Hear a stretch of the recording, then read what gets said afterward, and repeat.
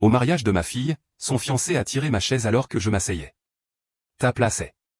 Au mariage de ma fille, alors que je tentais de m'asseoir à ma place à la table d'honneur, son fiancé a tiré ma chaise au dernier moment. Mon corps a vacillé, mon cœur aussi.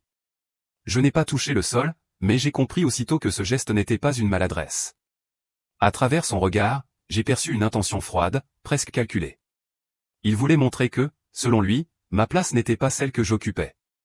Les mots qu'il avait prononcés quelques jours plus tôt, à peine voilés, résonnaient encore dans mon esprit, comme une mise en garde sur l'endroit où je devais me tenir dans la vie de ma propre fille.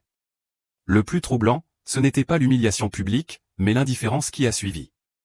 Ma fille, radieuse dans sa robe blanche, ne s'est pas retournée. Elle était absorbée par la cérémonie, enveloppée par ses amis, ses collègues, sa nouvelle famille.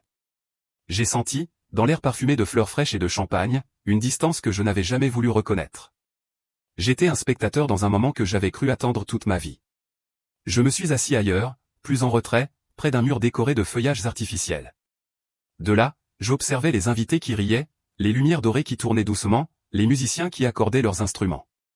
Tout semblait à la fois magnifique et étrangement lointain, comme si je regardais un film dont je ne faisais plus partie. Je me suis demandé à quel moment le lien entre ma fille et moi avait commencé à se distendre. Était-ce après son adolescence? Après son premier emploi? Ou peut-être lorsque j'avais moi-même laissé la vie m'emporter, convaincu que les liens familiaux résistaient toujours à l'usure du temps. En observant le couple danser au centre de la salle, j'ai senti poindre en moi une forme douce, presque inattendue, de lucidité. Peut-être que mon rôle, désormais, n'était plus de guider, d'avertir, de protéger.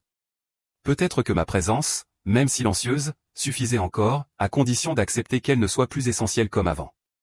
Cette pensée, d'abord douloureuse, s'est lentement transformée en une acceptation fragile.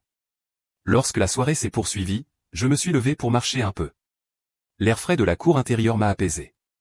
Les pierres anciennes de la bâtisse semblaient porter des siècles d'histoire de famille, de réconciliation et de rupture.